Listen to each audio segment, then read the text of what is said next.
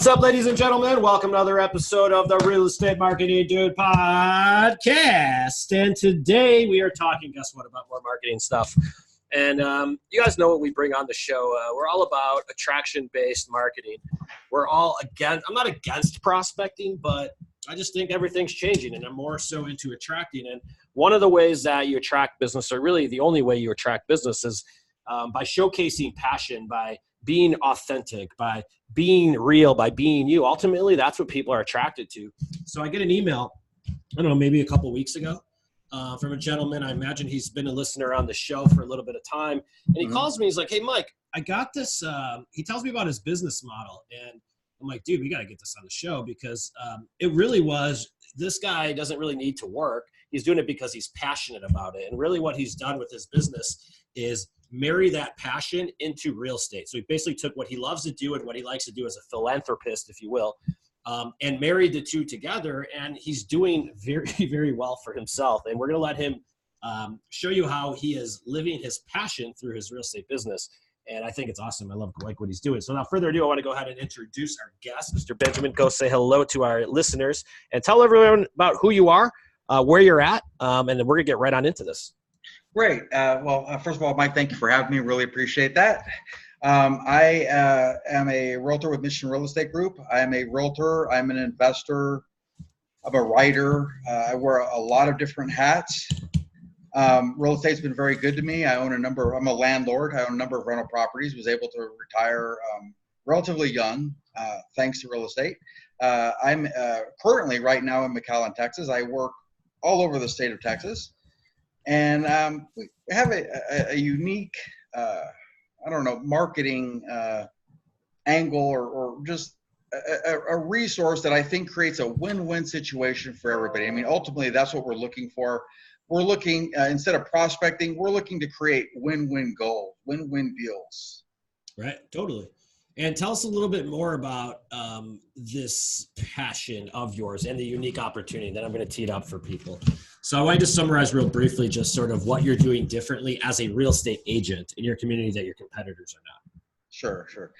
Okay, well, yeah, when we talk about marketing, it's a matter of how do we box that? If we do local, we have national, regional. It occurred to me that talking locally, why not look at the schools? The school district, the schools are the heart of any community. And for all of you listening, wherever you live, I guarantee you the school district is the heart of your community. When I get calls all over the nation about real estate here in Texas, and that's usually, I don't know, first, second, or third question is about the schools. Sure. And so it makes a lot of sense. Huh? Makes a lot of sense. Families care where their kids go to school and where they live. And I would, as a father, I would say, yeah, I don't care where I live. I care where my kids live first and foremost. I think that's pretty universal for most parents, unless you're just a total dick and you don't like your kids. Right. Well, people will drive an hour to their job if they can put their kids in a good school. Yep. And so, and in fact, I had a meeting with one of the PSJA school district officials this morning, and we were talking about that very subject, about I think how 20 years ago it was more employment based, and I think with digital technology and where we're at, it's becoming less and less because we have our phones with us. We're becoming more mobile, so it's becoming more about the educational opportunities that we can give to our kids. So it's kind of an interesting shift. Makes sense. And you focus in on the needs of the children in the school or the foundations or the charities around that. Is that right? Yeah. So I have 3 kids of my own. I have 2 in high school. One's all grown up. And my grievance, if you will, with the schools is that they would teach these kids everything but what they needed to know. Right.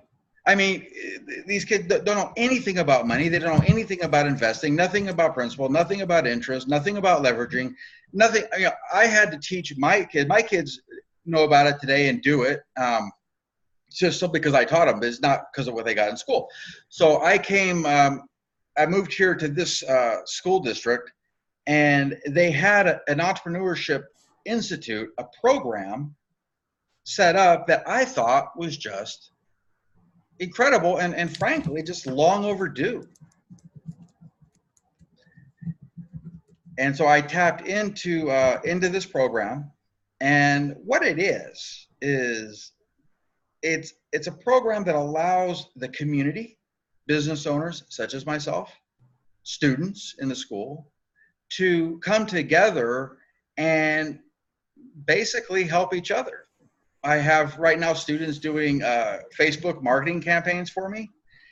They're no longer doing hypotheticals and word problems and all that stuff that they're never going to remember or don't relate to. They're now working with real business, real people, and influencing and doing real money. So if their campaigns don't do well, there's a real impact. There's a real desire to figure out, okay, if it didn't do well, what did I do wrong?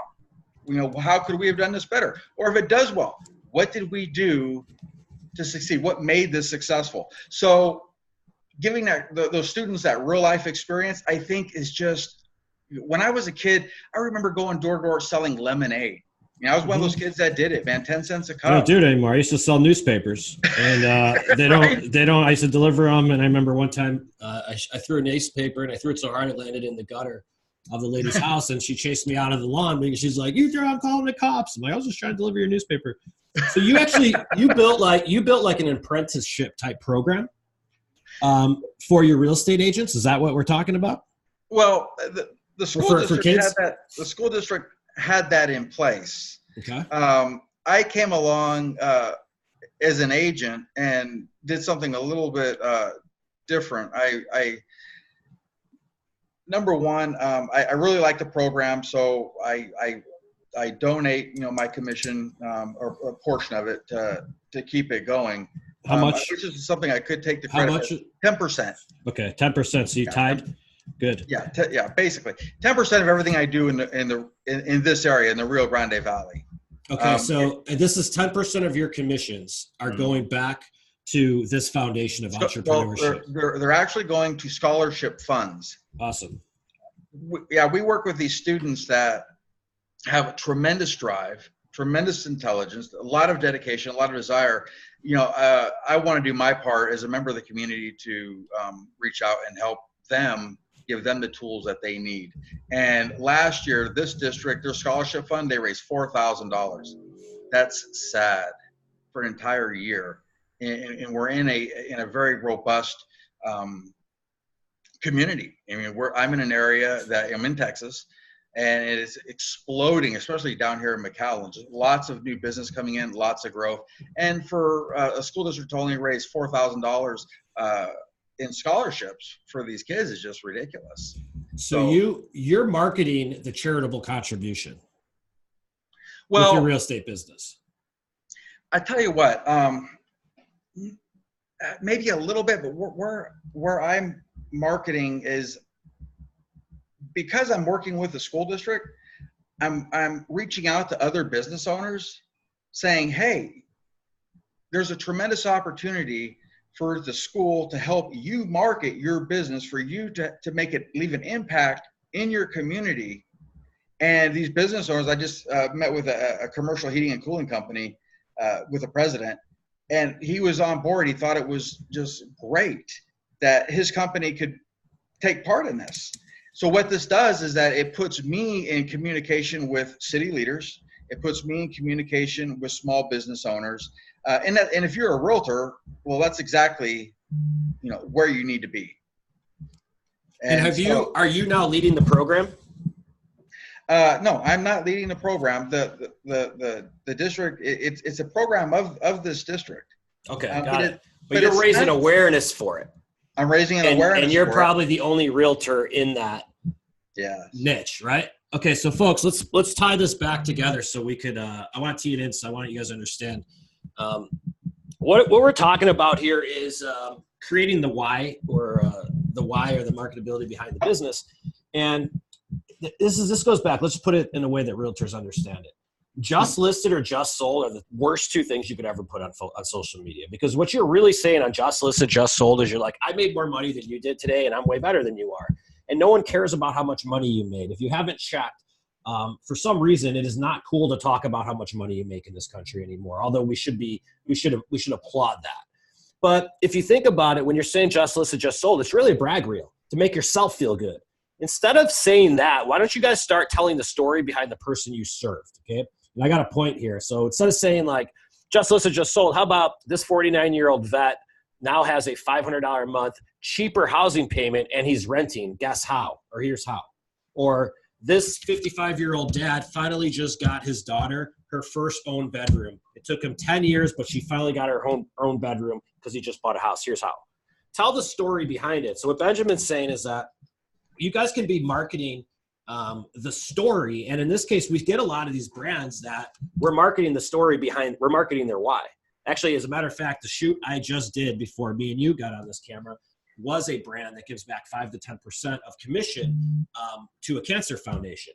And we're marketing the story. So it's no longer just listed, just sold. It's another life just saved. Here's how. So when you guys start marketing the story behind the purpose of the business, what you're really doing is saying just listed, just sold, but you're doing it through the form of a story as a result of using you as an agent. Does that make sense? Now let's do it with the dog business. There's a couple of people I've seen this with dogs. People love animals more than they love humans today. Would you agree with that? Sometimes. So, like, if you remember like the lion video and the lion died, I mean, oh my gosh, I thought the internet was going to shut down. But yet there's people getting murdered across the country on a daily basis, like in Chicago, and we don't say anything. We're completely desensitized to that. Yeah, it's totally different. That's a whole nother talking point. But my point is with the dogs, we have another gal that she gives 20% or 10% back to the dog foundation. So every listing that's sold is not another house sold, it's another life just saved. And she'll take a picture of the check showing the amount of contribution giving back to the charity as a result of using them for their service. And that alone becomes the marketing activity, because people will go out of their way to use an agent who will save a dog's life. They will not go out of their way to use an agent that doesn't have a why behind their business. Right. You know, there's something to be said when you talk about marketing.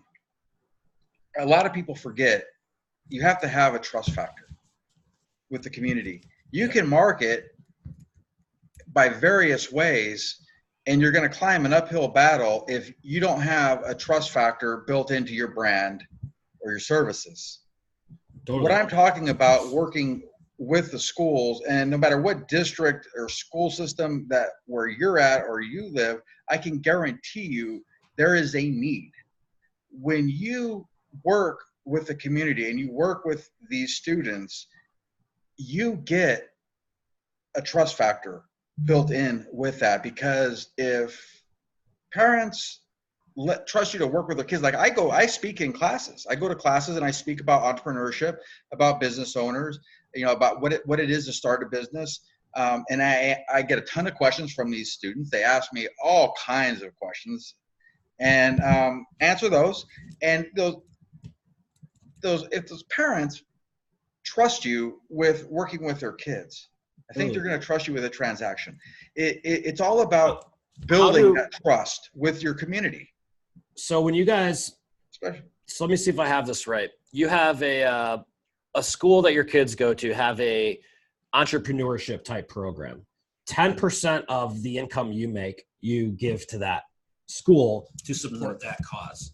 Correct. And in exchange, the program has you doing community events, maybe for school, like maybe doing once a month talks.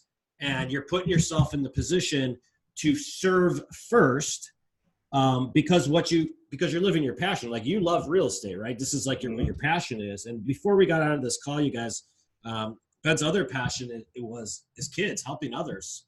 And we talked for a few minutes before we got on the show, and he was like, see, I go, what do you like to do? He's like, what I like to do is I like to serve others. I like to give back. I wrote down a bunch of stuff that you were talking about, but it was all about just taking care and serving others first and foremost. So, but that's your passion.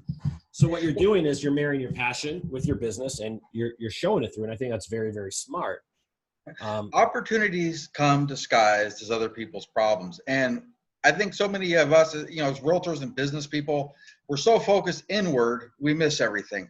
You have to be focused outward on what other people are going through and try to be a problem solver. That's where your opportunities go. That's where they are. And I've been very successful. I've had real estate's been very good to me. I mean, but I've always had that mindset of I'm trying to solve somebody else's problem. So in this case, I'm looking at these kids. They just don't have the funding that it takes to help them succeed. They have everything else, and for me, I take that personally. I want to be able to contribute. I hurt my back once. I was bedridden for 3 months. At that time, I was already, close to retirement. I didn't have to worry about money, but I was bedridden. I couldn't go to the bathroom. I couldn't shave. I couldn't do all the little things that we take for granted every single day. And it was hell. That changed your life? Well, it changed my perspective about things, because probably humbled you. When I was laying there in pain and I was suffering, I wasn't thinking about how many houses I owned. I wasn't thinking about, what my rate of return was. That's the last thing I was thinking.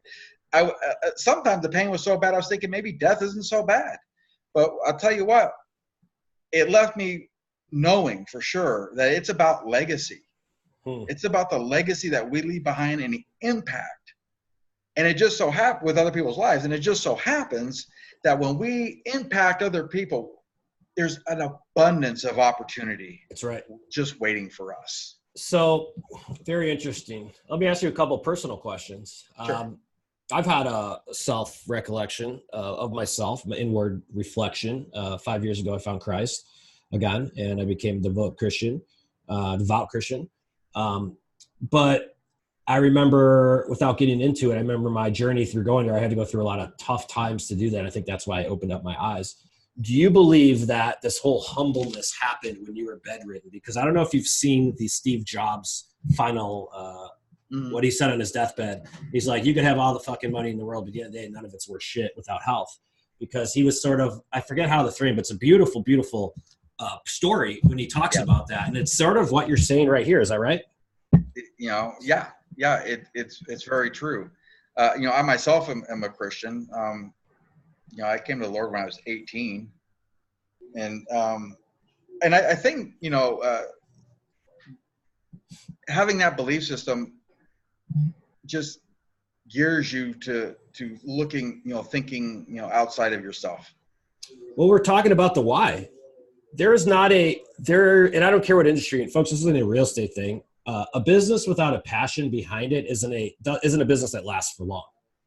And if you think about it, and you're exactly right, businesses are nothing more than entities that solve problems. That's why they're in business, and every business solves problems. So there's a good way to put this.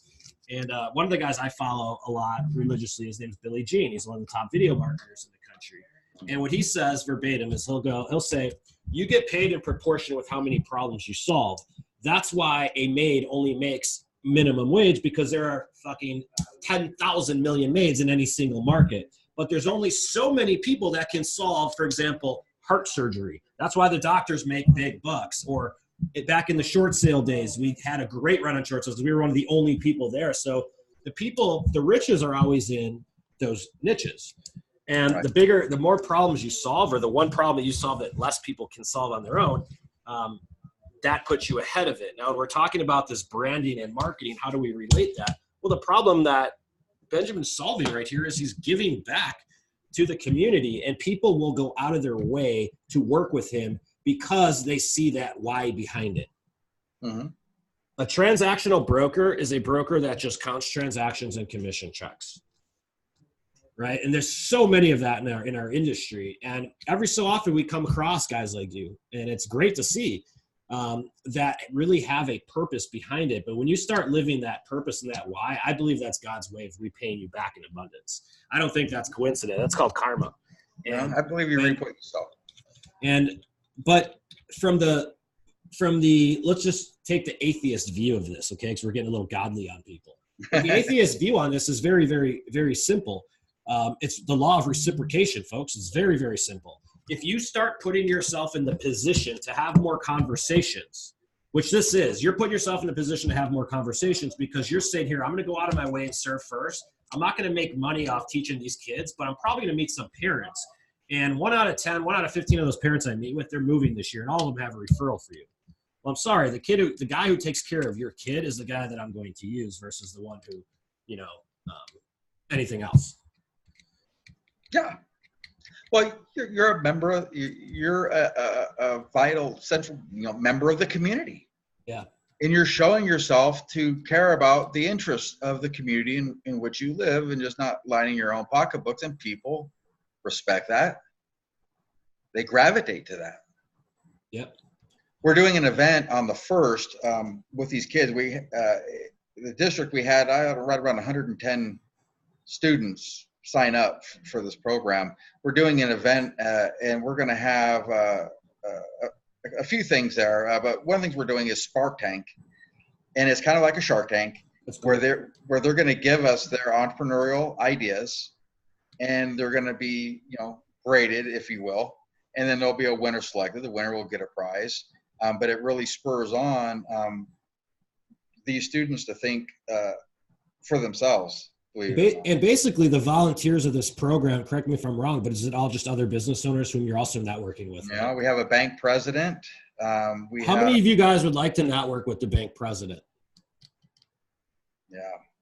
We have some really great pillars of the community here locally that are involved with it. So, but you're rubbing shoulders with all these guys and gals.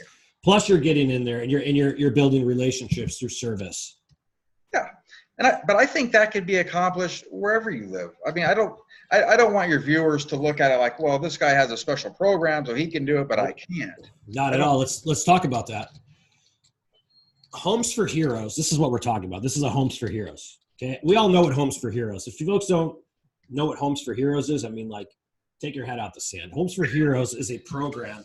It's no different than Wounded Warriors or any type of charity, right? But Homes for Heroes gives back to vets and or whatnot, or first responders or teachers or all of that. And all of this company did really was they created a lead generating referral program for realtors, and in exchange, they make a lot of money. Now, all this is saying they created the why for agents that didn't have one. That's all it was. You guys, anyone who's using Homes for Heroes, great. I'm not talking. I love Homes for Heroes. I love everything they stand for. But why can't you just create your own version? Right. And if you don't have a version, then go join theirs.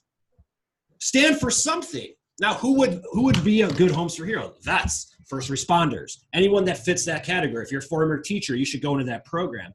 But if not, you really just have your own Homes for Hero program. Because all Homes for Heroes is, guys, is a rebate program. And they're saying, I will give X percentage commission as a result of working with me. Right. Oh, you're doing the exact same. It's the Homes for Heroes, but Homes for Heroes isn't. It's not the first responders. It's not the vets. It's the kids. It's the entrepreneurs. It's the kids who are learning about freaking why the clouds have cumulus whatever that they're never going to use in life. Right. Right. And compared to being like, how do you fucking balance a checkbook? It's sad. We have so many kids. I mean, nationwide, they come out, they graduate, they can't read or write. Totally. It's the biggest problem. Yeah, it's just insane, and I think a lot of these kids are getting past where they probably shouldn't. Let's go through a couple examples for the listeners here. So let's say if you're a dog fanatic, great, give back to the foundations. You know how many rescue shelters there are, and market that. Market the story and the why behind your existence. If you're a cancer survivor or someone in your family is, you market that and you raise awareness for it. If you're a Christian and you're raising awareness to spread the word, you market that, and it doesn't matter what it is. Every one of us, I believe that all of us were made uniquely, just like we all have fingerprints. And that means that all of us have our own individual thought. That means we all have our individual passions and our interests. Some people like playing chess. Some people like playing checkers. But there's something you're passionate about. And what we're saying is start creating awareness and getting involved in a passion of yours that revolves around you giving back in some way, and watch what happens. Make that the why behind your business is what we're saying, right? It doesn't have to be entrepreneurs, but you could create the entrepreneurial thing that's a really good idea, because you could create this without a program. It's just the thought that counts. hmm Well, I think you hit the nail right on the head. I think you have to, the key word, and I've listened to you in the past, and in fact, I just watched a YouTube video that you did, I don't know, a few months back, and you hit the nail right on the head when we talk about passion. And you know what? That's why I do what I. That's why I'm at where I'm at. I was very passionate about, like for myself, not wanting to be a slave to the daily grind. Yeah.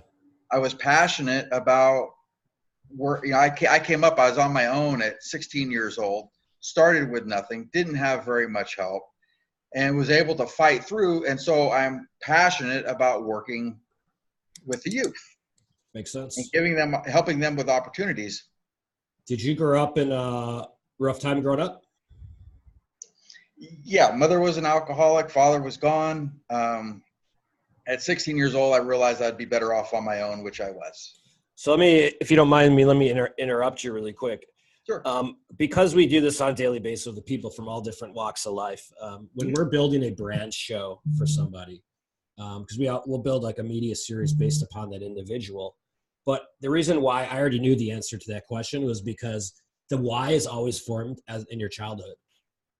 It really is. And you could go back to so many experiences. I could count on a couple hands, but it always leads to the same story. I know right when we're getting to someone's why, because it's when they get teary. It's when their passion comes out. And it usually always goes back to childhood. Yeah. I bet you don't drink. Yeah, no.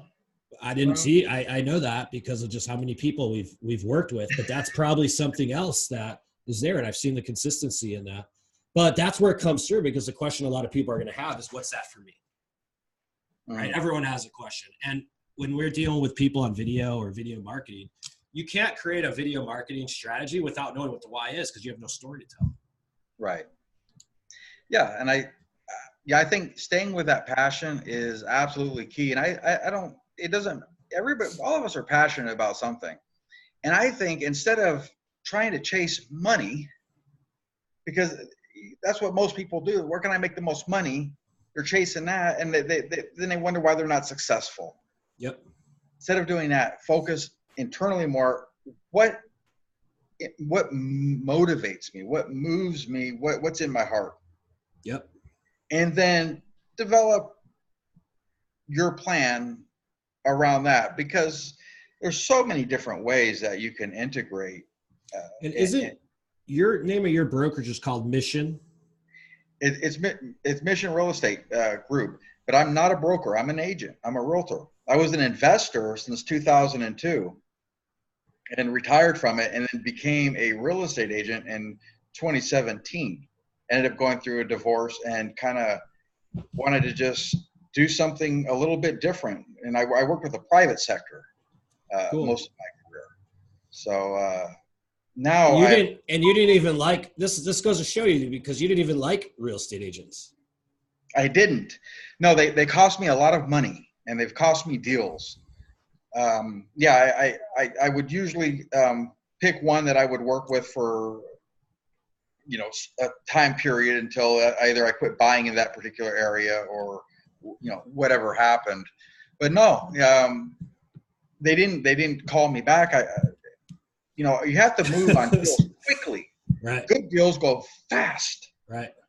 And I said, okay, I want to move on this. I couldn't get a hold of them. Lost that deal. They don't know, and I don't want to bash on realtors, but just a lot of their negotiation skills, they're so focused on getting that commission check. They're so afraid to do anything that's going to jeopardize the deal, that it really puts a handicap on somebody like me, because, there's always another deal. I don't mind walking. But even on the flip side of this, you could be the worst agent and still have a great career because people are connected to your cause. Mm-hmm. And if you guys don't believe me, this is why each one of you lose a deal once a year. I used to hate little cousin Billy or Aunt Jed or whoever got the fucking license in the first 6 months. I would lose 2 to 3 deals a year because of that. And they say, oh, I have to use little cousin Billy because he's blood or he's family. And guess what, folks? Blood is thicker than water. Little Billy didn't know what the hell he did. And most likely they made a bad decision, but little Billy's blood. Mm-hmm. Right. Which, yeah, his blood costs you money. So. That shows you connection. That's what people become connected with when you start living your brand true to what it really is. And if it's all serving, we all serve in some way, shape, or form. What you serve is so important to find out, and that's why you're attractive. Yeah. And so many people jump on the bandwagon with other things. And I think, again, it goes down to passion. When you just jump on, you might see what I'm doing and say, you know what, that's really great. But, is your passion there for helping students, or can you really care less? Because it's going to be different. It's going to be different for everybody. And that's what you have to figure out. Once you do, it's a beautiful thing, though. I think you sort of got hit in the face with this, it looks like. You're like, holy shit, this is great. Like, it sounds like you were pleasantly surprised with what happened. Yeah. And I had to get out of my comfort zone. I mean, I had to go speak to these classes with these students, and they're looking at you like, what are you here for? And now, in these days, they're all on their cell phones, and you have to earn their attention. Back when I went to school, they forced you. You had to pay attention. Not so much anymore. Makes a lot of sense. Absolutely. And so I had to get out of my comfort zone, because I'm like, oh my gosh, I'm not a good public speaker. That's always my weakness. And so now I got to get out and actually, communicate a message that is going to resonate with a 16-year-old about business. But you're passionate about it, and you can do it. Yeah. That's all that matters. Well, the passion overrided the fear.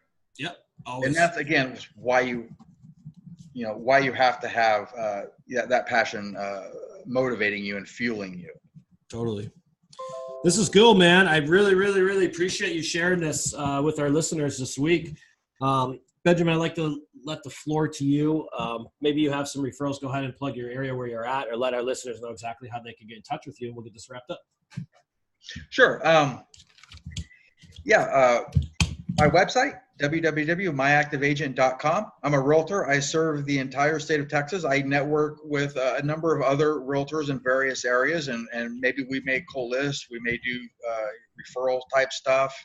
There's really nothing set in stone. But if you have questions for me, you can get in touch with me through the website or email me, mrbenross@gmail.com. If you have questions about tying into your community, or questions about maybe working with school district, or however I can help you, or however I can help your listeners, I certainly will. Awesome. That's very awesome of you. And thanks for sharing the story. And folks, there's people, I've seen these stories similar to this. People are doing this. They're starting to dive into the passion as they develop their brands and their whys. And I'm glad that he shared this with us today, because I believe it's the future, is creating a connection with an audience with whom you're more likely to resonate with, and then staying in front of that audience and continuously to serve them through your own why. It's very, very, very powerful. So thanks, man. I appreciate you coming on, and thank you for listening to another episode of the Real Estate Marketing Dude podcast. You guys know how to find me. If you guys want to get on video, if you don't know your brand, I'll figure it out for you. I'll do it within 60 minutes, and I'll tell you exactly what to show you, and I'll tell you exactly what your story is, because that's what I do. I dig that shit right out of you. So go ahead and contact us. Visit our site, realestatemarketingdude.com. Follow us on social, Instagram, Facebook, and YouTube. If you want to see all of our videos, just subscribe to us, and you'll see it. Thanks for watching, and we'll see you guys on next week's show. Thanks again, Ben. I'll see you later, buddy. All right. You take care. Bye-bye.